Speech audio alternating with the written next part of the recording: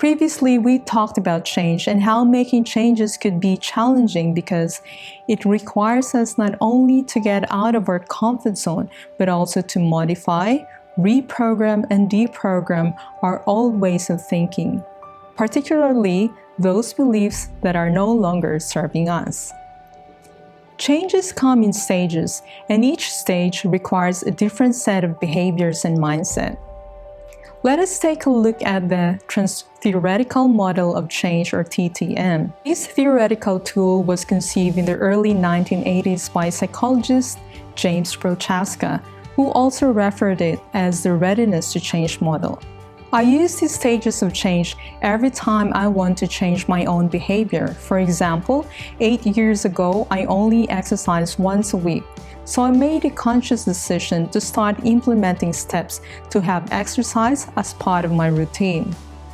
I went through the change process as I was establishing new behavioral patterns to help me exercise from once a week to 5 times a week.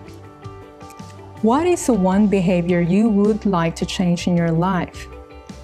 Throughout this video, I would like you to think of a behavior that you want to change. And this should be your own personal behavior and not of someone else. It might be your sleeping routine because you go to bed late, or that you spend too much time on social media, or you want to have a healthier diet.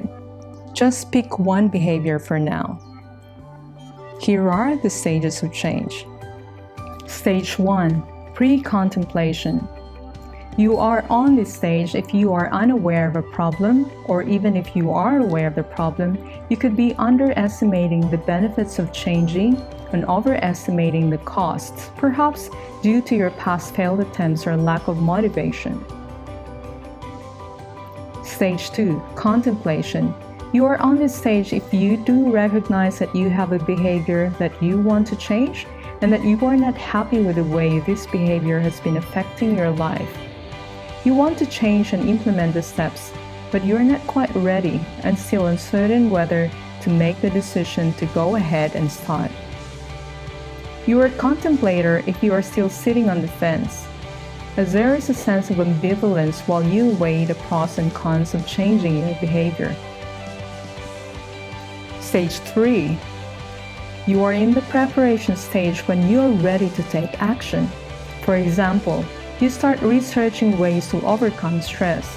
You seek out people who have had similar experiences and inquired on how they overcame their stress, hoping that someone may share with you, for example, their mindfulness or control-based exercise that has helped them manage their stress levels.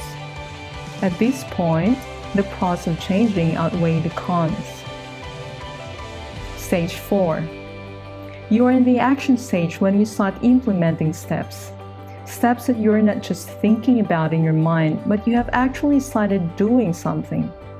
Remember, there is a difference between planning steps in your mind versus actually doing it.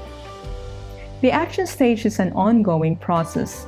Perhaps you started going to bed at 9 p.m. instead of spending time on social media until 12 a.m. Once you start taking action, you need to keep going until this behavior becomes a habit. Stage 5.